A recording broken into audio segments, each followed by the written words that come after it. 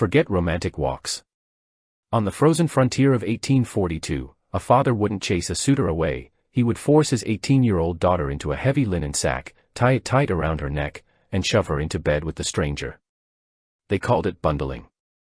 Lying inches apart in the pitch black, listening to her parents snoring just feet away, the young couple faced a torture worse than the cold, a physiological test of control where one wrong move or a creaking bedspring meant social execution. On a night so violently cold that the sap froze within the heartwood of the trees, sometime in the deep winter of 1842, a solitary traveler found himself pushing through the snowdrifts of the Pennsylvania frontier, seeking any shelter that would preserve his life until dawn. He stumbled upon a squat, windowless log cabin, smoke struggling from its chimney, and pounded on the rough timber door until it was unbarred by the master of the house, a grim-faced settler whose hospitality was dictated by the harsh laws of survival rather than warmth of spirit. The interior of the dwelling was a single, cramped room where the air was thick with the smell of wood smoke, unwashed bodies, and drying leather, illuminated only by the dying embers of the hearth which offered the only defense against a temperature that could kill a man in his sleep. In this desperate economy of heat, the host did not offer the stranger a pile of blankets on the floor, for there were no spare blankets, nor did he offer more wood for the fire, as fuel was too precious to waste on a guest. Instead, he gestured toward the only bed in the room and made a proposition that defied every tenet of civilized Victorian morality. The traveler, expecting a corner of the dirt floor, was stunned to see that the bed was already claimed by the settler's 18-year-old daughter, who stood waiting by the mattress with a stoic resignation that suggested this was a routine occurrence. The father, a man whose theology was warped by the brutality of the wilderness, reached into a cedar chest and withdrew a heavy, coarse object that looked disturbingly like a feed sack or a burial shroud, fashioned from thick, scratchy linen. This was the instrument of the night's ritual, a physical barrier designed to solve the impossible equation of keeping two bodies warm without allowing them to sin. With a nod from the patriarch, the young woman stepped into the bag, sliding her legs into the rough fabric until it was pulled up past her waist, her hips, and finally settled tightly around her neck, effectively swallowing her human form in a casing of abrasive cloth. The procedure that followed was performed with the mechanical efficiency of a farmer trussing a bale of hay, devoid of any tenderness or fatherly affection. The settler took a length of heavy hemp rope and began to cinch the opening of the sack around his daughter's throat, pulling the knots with a strength that ensured they could not be picked apart by fumbling fingers in the dark. He worked his way down the bag, tying additional lengths of cord around her waist and ankles, transforming the young woman into an immobilized, shapeless bundle that resembled a piece of cargo ready for transport rather than a human being. She stood there, unable to move her legs or free her arms, a living statue of repression prepared for bed not with a kiss, but with a series of sailor's knots that served as a chastity belt made of rope and canvas. To the shock of the outsider, this grotesque preparation was the signal for rest, and he was instructed to climb into the narrow bed alongside this bound and packaged woman. The father extinguished the last tallow candle, plunging the room into a suffocating darkness, and lay down on a pallet just a few feet away, his breathing heavy and rhythmic in the silence. The traveler lay stiff and terrified next to the girl, feeling the rough texture of the sack against his skin and hearing her shallow breaths as she struggled against the constriction of the ropes.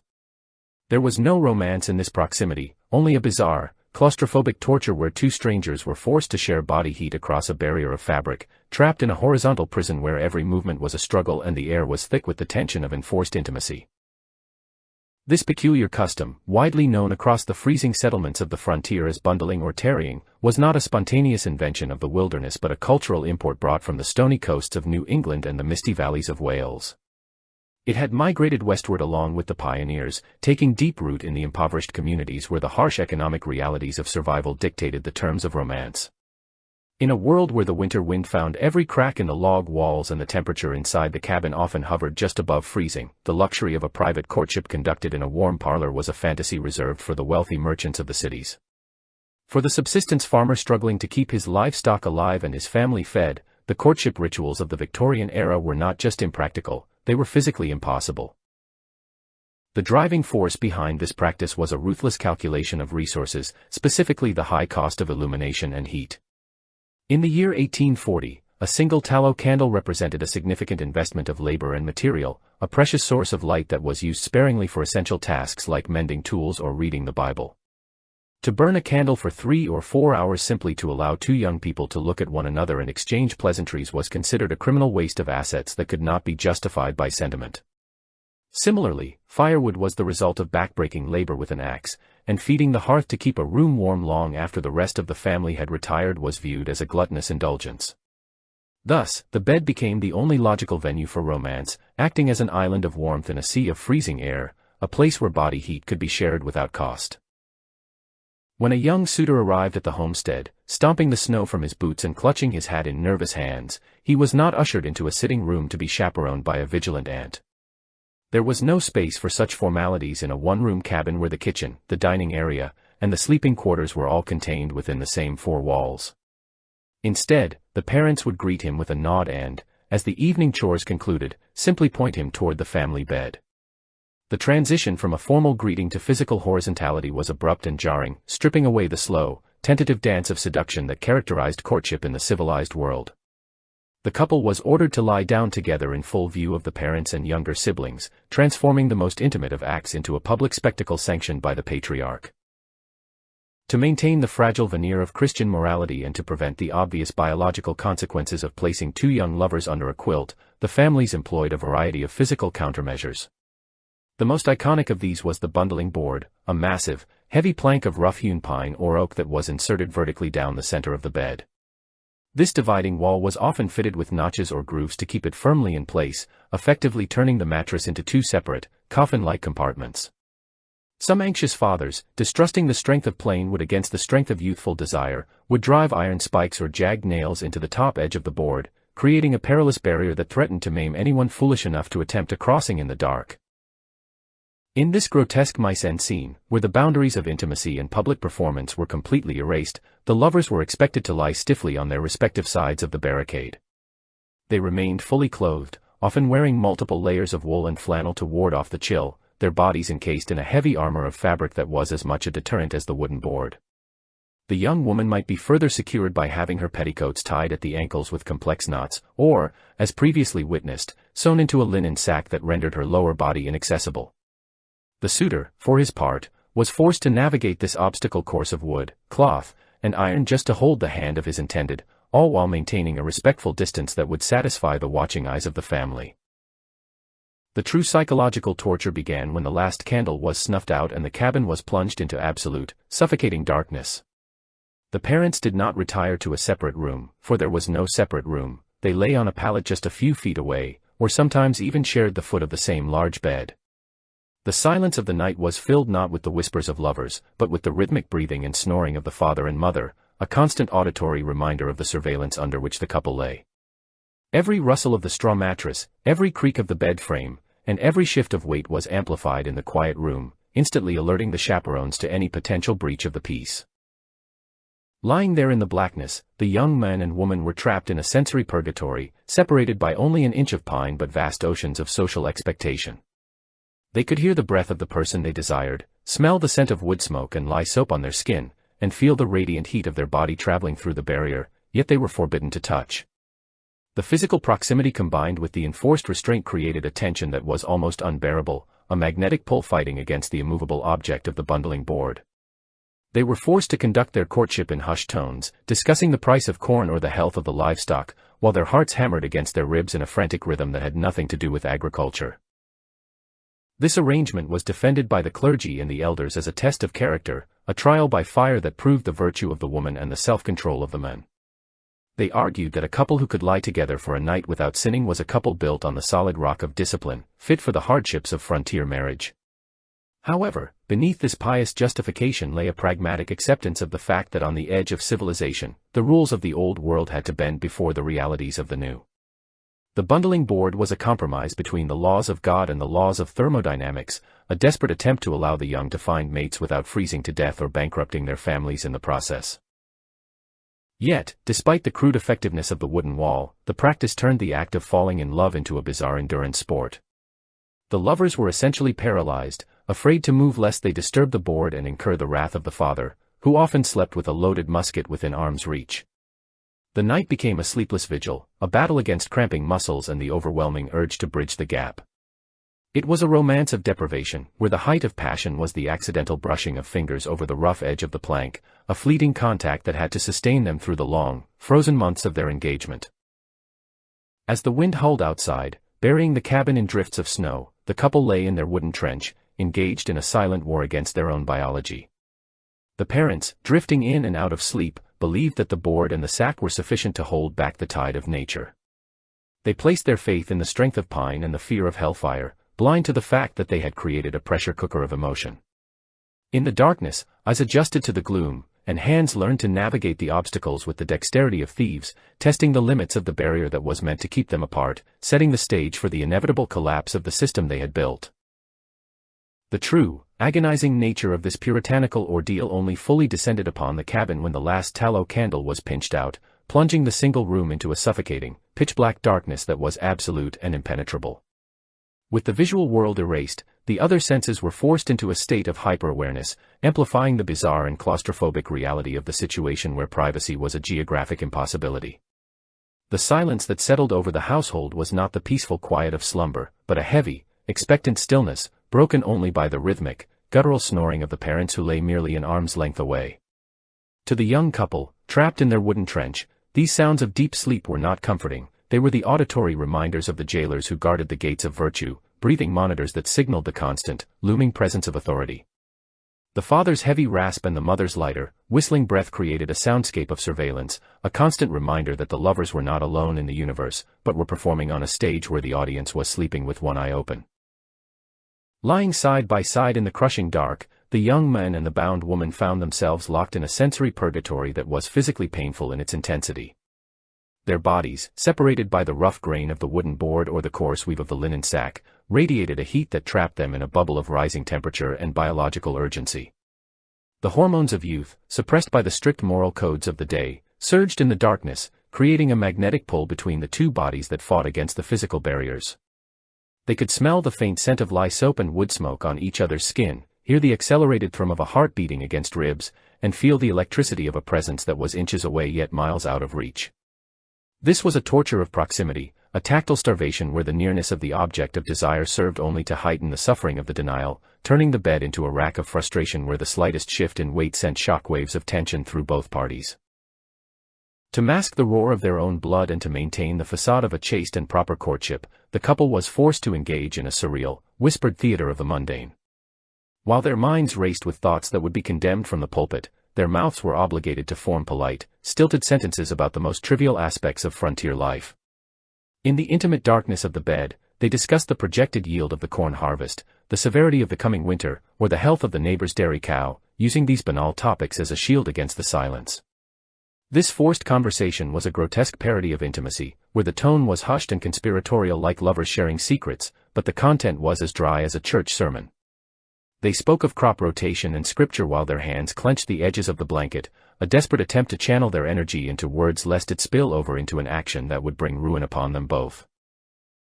The danger of the situation was compounded by the terrifying fragility of the furniture itself, which acted as a traitorous alarm system for the parents. The ropes of the bed frame, tightened to hold the mattress of corn husks, were prone to groaning under the slightest shift of weight, creating a piercing squeak that cut through the darkness like a gunshot. Every time the young man attempted to adjust his position to relieve a cramp, or the young woman tried to ease the chafing of the ropes around her ankles, the bed would betray them with a loud protest. This sound was the trigger for the mother, a woman whose sleep was honed by years of guarding her children against the dangers of the wilderness, and who now directed that vigilance toward the danger in her own bed. At the first creak of the ropes, her snoring would cease instantly, replaced by a sharp intake of breath that signaled she was awake, alert, and listening with the intensity of a predator tracking prey in the underbrush. If the noises persisted or if the rhythm of the breathing in the bed changed to suggest anything other than chaste slumber, the mother would unleash the first line of defense in her arsenal of repression. Without rising from her pallet, she would begin to recite scripture in a loud, monotone voice, her words cutting through the darkness as a spiritual weapon against the sins of the flesh. She would chant psalms of judgment and hellfire, filling the room with the terrifying imagery of the Old Testament, effectively dousing any spark of romance with the cold water of theological terror. This auditory assault forced the couple to freeze in their places, lying rigid as corpses, as the mother's voice droned on about the fires that awaited the wicked, transforming the bed from a place of rest into a confessional booth where their desires were being publicly judged by the invisible matriarch in the corner. However, scripture was not the only tool available to the vigilant chaperones. For those occasions when words were deemed insufficient, physical intervention was swift and humiliating. Many frontier mothers kept a long, polished stick or a heavy wooden ladle within easy reach of their sleeping place, specifically for the purpose of policing the bundling bed. At the sound of a suspicious movement or a whisper that dropped too low, the mother would strike out blindly in the dark, bringing the stick down hard across the quilt that covered the lovers. The sudden, sharp blow was not meant to injure so much as to startle and shame, a physical reminder that the boundary between the parents and the couple was porous.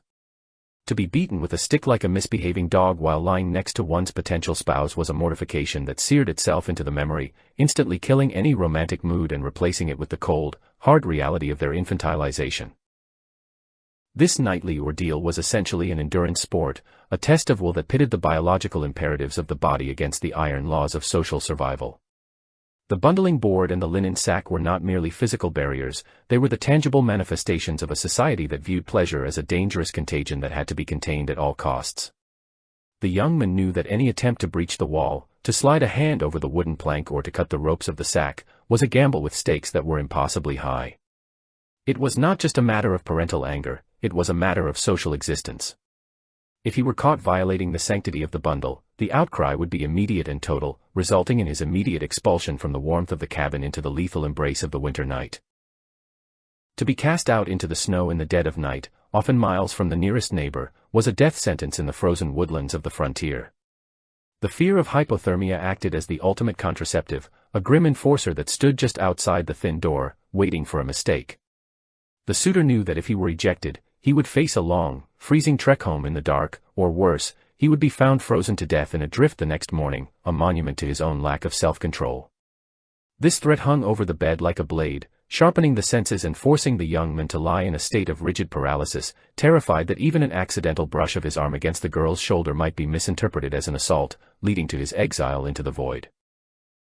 As the hours dragged on with agonizing slowness, the physical discomfort of the situation began to rival the psychological stress.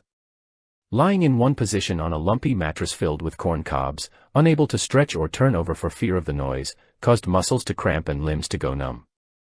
The wool blankets, heavy and scratchy, became stifling, trapping the heat and the smell of the unwashed bodies in a stagnant pocket of air. The sack around the girl's legs would twist and bind, cutting off circulation and causing a dull ache that made sleep impossible. They lay there, two statues carved from misery, staring up into the blackness with eyes that burned from fatigue, counting the minutes until the gray light of dawn would release them from their intimate prison.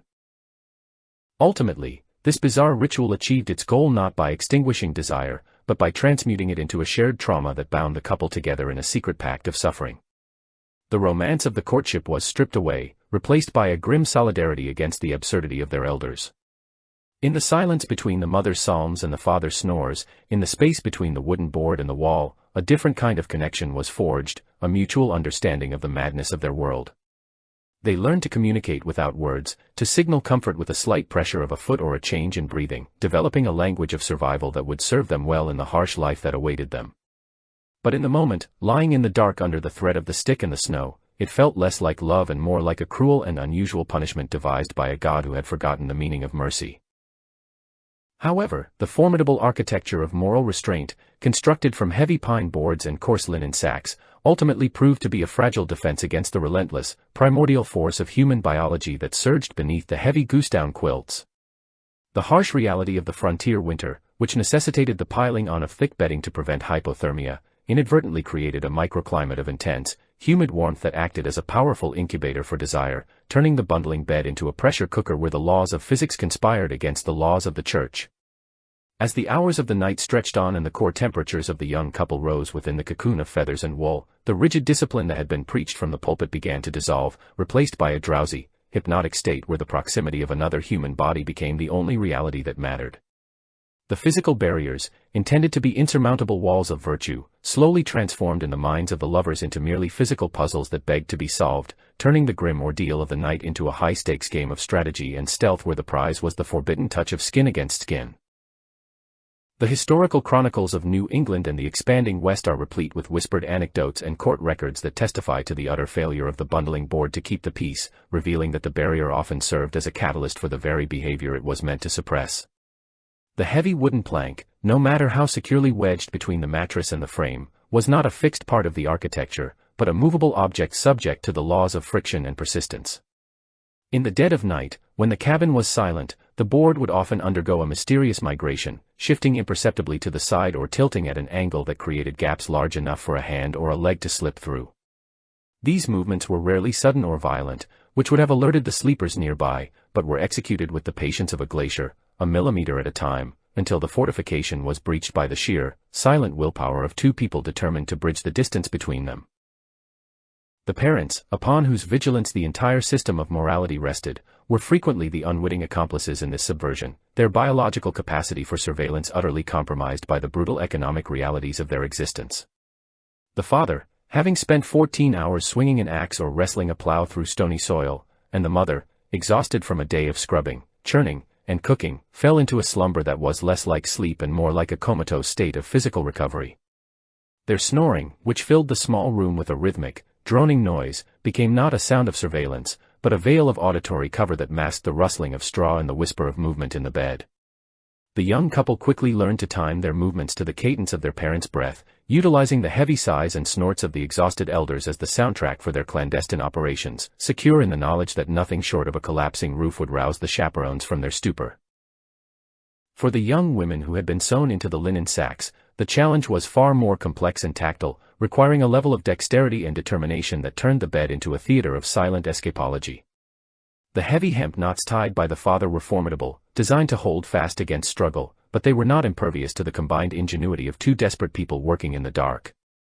Since using hands was often awkward or noisy, and the girls' arms were frequently pinned inside the fabric, the couple would resort to using their teeth to pick at the stiff fibers of the rope. This act of gnawing at the bindings, face close to face in the suffocating dark, was an intimacy in itself, a shared physical labor that brought their breath and lips into contact long before the knot actually gave way. The slow, wet work of loosening the cord became a sensual ritual of liberation, where every loosened loop was a victory against the patriarchal authority that lay sleeping just a few feet away. Once the knots were compromised or the board was circumvented, the nature of the night shifted from a test of endurance to a perilous exploration of the unknown, where the stakes were nothing less than social annihilation. In the utter blackness of the cabin, where vision was useless, the lovers navigated by touch alone, their hands mapping the contours of a face or a shoulder with a reverence that was heightened by the danger of discovery. These were not the casual caresses of a modern courtship, but urgent, trembling contacts made by people who had been starved of tactile affection, their senses amplified by the adrenaline of the forbidden. The silence of the room, once a source of oppression, became a conspiratorial blanket that wrapped around them, creating a private universe where the only laws were those of the heart and the body, and where the terrifying sermons of the day dissolved into the warm, breathing reality of the person beside them. The escalating intimacy of these encounters was rarely spoken of in the light of day, but the mute agreements, concluded in the dark, were binding contracts sealed with sweat and fear. There were no words of seduction, for to speak was to risk waking the mother, so the negotiation of boundaries was conducted through a silent language of resistance and surrender. A hand placed on the waist might be pushed away, only to return minutes later and be allowed to stay, a dialogue of touch that progressed with the slow, inevitable momentum of a rising tide. The fear of the stick in the snow, while still present, began to recede into the background, eclipsed by the overwhelming biological imperative to connect, to find comfort and pleasure in a life that offered precious little of either. The bundling board, designed to be a dam against the river of passion, inevitably leaked, and the trickle of transgression often turned into a flood that washed away the flimsy structures of Puritan self-control. By the time the first gray light of dawn began to bleed through the cracks in the shutters, signaling the return of the waking world and its rigid expectations, the damage to the social order had often been irrevocably done. The couple would frantically scramble to restore the scene of the crime, readying knots with trembling fingers and shoving the wooden board back into its righteous position between them. They would lie back on their pillows, feigning the deep, innocent sleep of the virtuous, their hearts still racing from the night's activities. When the parents finally stirred, groggy and aching from their labor, they would look upon the bed and see only the tableau they wanted to see, a chaste daughter and a respectful suitor separated by the instruments of morality. They failed to notice the loosened fibers of the rope, the slightly skewed angle of the plank, or the flushed cheeks of the young people who had spent the night proving that the human drive for connection is a force that no amount of timber or linen can ever truly contain. The inevitable biological repercussions of these hushed, adrenaline-fueled vigils did not manifest immediately with the sunrise, but rather revealed themselves slowly over the course of the following seasons, disrupting the meticulously kept ledgers of the parish clerk with a statistical anomaly that became the open secret of the frontier. In the dusty, leather-bound registers of births and baptisms from the mid-19th century, a peculiar pattern began to emerge, a phenomenon that the clergy and the elders referred to with the euphemistic and gentle term of premature arrival. This was a polite fiction designed to maintain the veneer of communal respectability, a linguistic veil thrown over the undeniable fact that the laws of gestation were apparently operating on a different timeline in the bundling communities than they were in the rest of the known world. Statistical analysis of records from rural New England and the expanding settlements of the Ohio Valley paints a startling picture of this moral flexibility, revealing that in some particularly devout congregations, up to one-third of all firstborn children arrived a mere 7 months after the wedding vows were exchanged. This biological consistency suggested one of two things: either the pioneer women possessed a miraculous reproductive efficiency unknown to science, or the heavy pine boards and linen sacks were spectacular failures as contraceptive devices. The prevalence of these 7-month babies served as a silent, arithmetic testament to the activities that took place in the dark while the parents snored, proving that the heat generated under the quilts was far more potent than the fear of hellfire preached from the pulpit. Society, in its infinite capacity for hypocrisy, developed a sophisticated mechanism of collective blindness to deal with these early arrivals, provided that the social contract had been fulfilled in the interim. If the young man, having navigated the wooden barrier and the knots, stood by his actions and marched the young woman to the altar before the physical evidence became undeniable, the community was more than willing to adjust its calendar. The premature birth was greeted with feigned surprise and genuine celebration, the child baptized and welcomed into the fold without a whisper of scandal, as the legitimacy of the marriage acted as a retroactive sanctification of the sin. The village matrons would nod knowingly and count on their fingers, but the public face remained one of acceptance, acknowledging that the harshness of the climate and the cost of firewood necessitated certain compromises with human nature. However, for the couples whose nocturnal experiments yielded a pregnancy without the subsequent safety net of a marriage license, the consequences were immediate, brutal, and entirely asymmetrical, revealing the savage underbelly of the puritanical social order.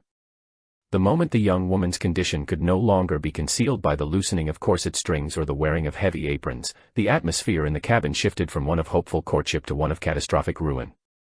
The parents, the very architects of the situation who had insisted on placing their daughter in bed with a man, suddenly recoiled in shock and moral outrage, acting as if this outcome were a spontaneous tragedy rather than the direct, logical result of their own economic strategies. The young woman, who only weeks before had been encouraged to be a hospitable hostess in the family bed, found herself instantly transformed into a pariah, a fallen creature whose presence was a stain on the family honor. The specific cruelty of her situation lay in the betrayal of the context. She had not sought out a lover in a hayloft or a hidden grove, but had followed the rules laid down by her father, only to be punished for the natural conclusion of those rules. She became the target of a vitriolic shaming campaign, whispered about in the pews on Sunday and pointed at in the village square, her swollen belly serving as a scarlet letter that nullified her previous standing as a virtuous daughter of the community.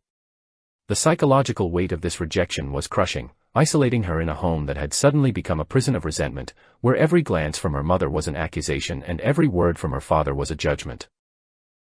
In stark contrast to the immolation of the woman's reputation, the fate of the young men involved in the transgression was often characterized by a maddening mobility and a lack of lasting social consequence. If he possessed a conscience, he might stand his ground and marry her, but the history of the frontier is littered with the stories of men who chose the path of least resistance. Realizing that the mute agreement of the dark had resulted in a lifelong obligation he was not ready to shoulder, the suitor could simply pack his saddlebags and vanish into the vast, anonymous expanse of the West. The frontier offered a limitless supply of second chances for men, a geography of reinvention where a name could be changed as easily as a shirt, and where past indiscretions evaporated like morning mist once one crossed the Mississippi. He could ride out of town under the cover of the same darkness that had once hidden his courtship, leaving behind nothing but a cold depression in the feather mattress and a ruined life. There were no paternity tests, no enforceable child support laws across state lines, and no social media to track his movements. He was simply gone, absorbed by the gold fields of California or the cattle trails of Texas. In his new life, he would be judged solely by the strength of his back and the calluses on his hands, his history as a seducer in a Pennsylvania cabin irrelevant to his new peers. He carried no physical evidence of the affair, no swelling belly to mark his sin, allowing him to walk into a new settlement, attend a new church, and perhaps even bundle with a new daughter, entirely unburdened by the wreckage he had left in his wake. Meanwhile, back in the cabin, the fallen woman was left to navigate the wreckage of her existence alone, bearing the full weight of the biological reality that her lover had escaped.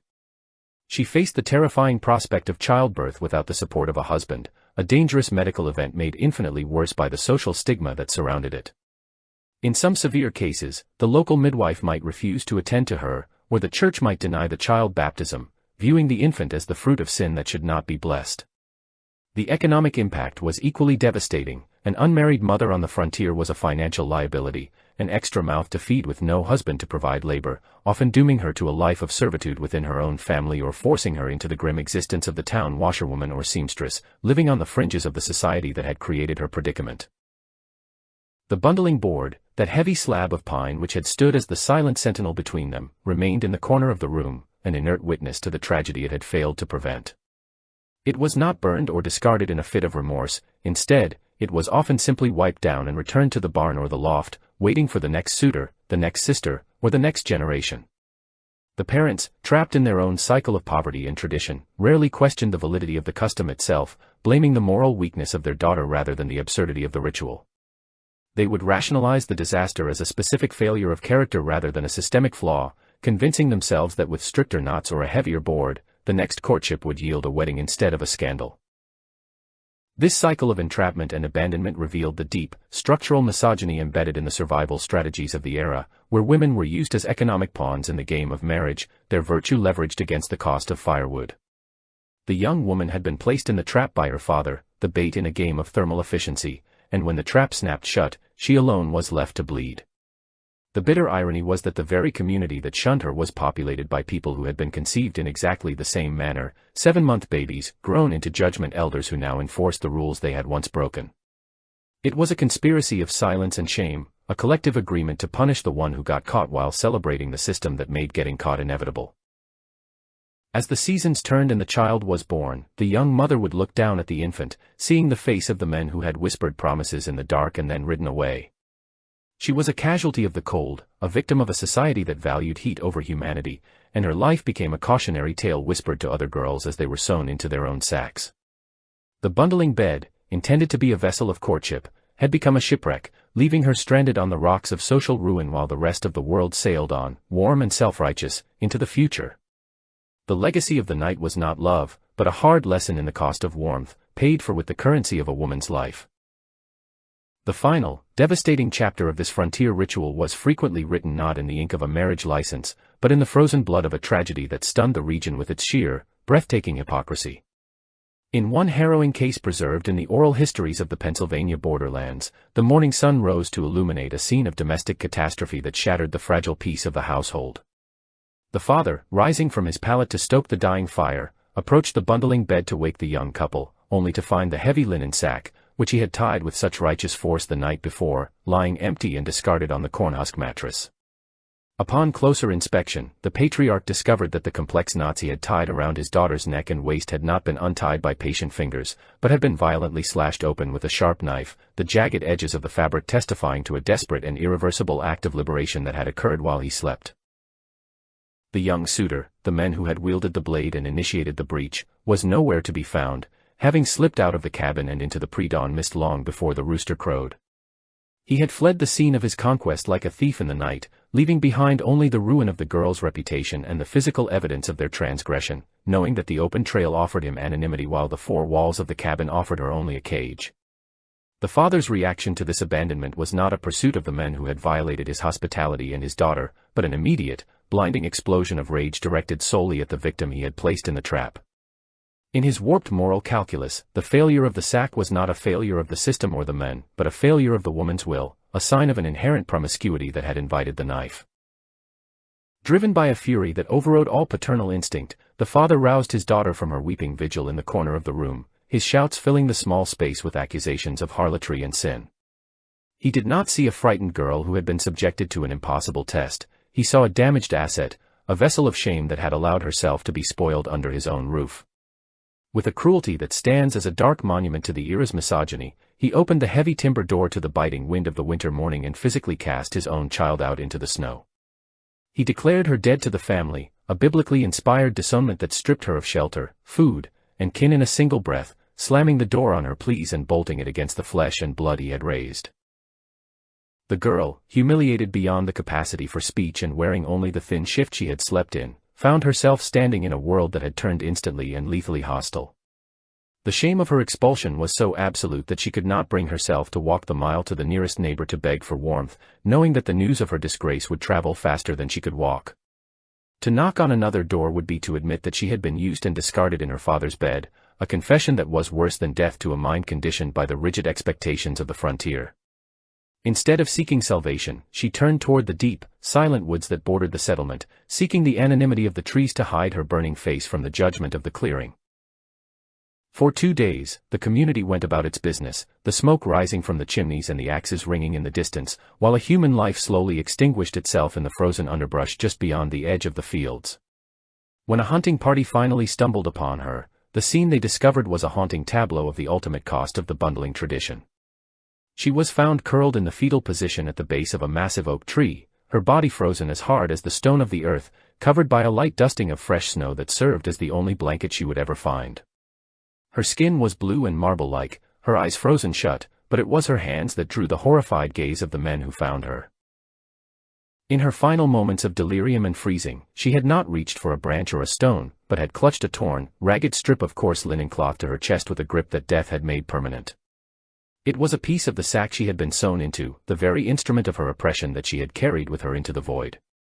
She held onto it as if it were a talisman or a piece of evidence, a silent, frozen scream that pointed the finger of blame back at the house she had been exiled from. The fabric was stiff with her own frozen tears, a tactile symbol of the ritual that had promised to protect her virtue but had instead delivered her into the arms of a cold, lonely death.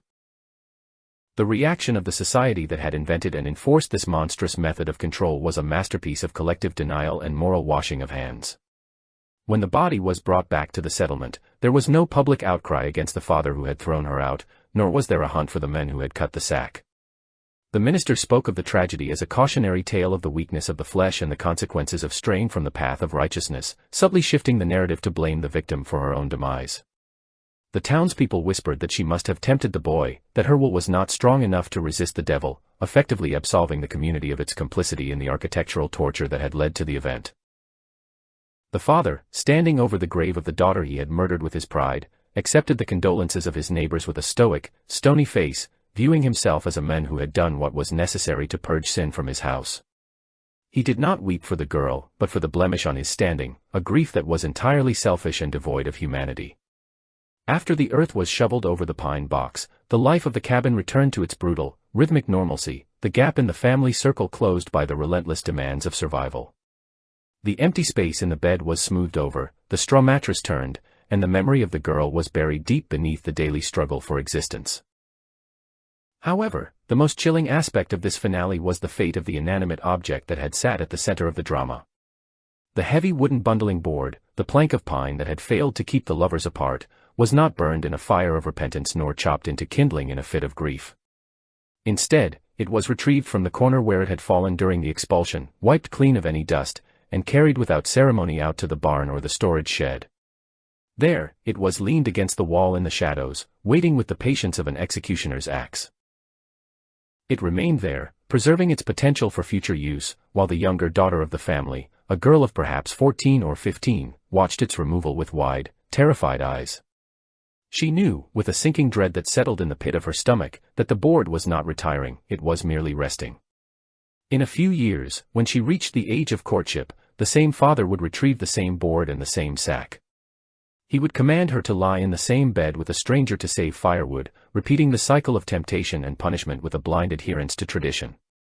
The board was a silent promise that the nightmare was not over, but merely paused, ensuring that the machinery of the frontier courtship would continue to grind up the daughters of the poor in its relentless, hypocritical gears.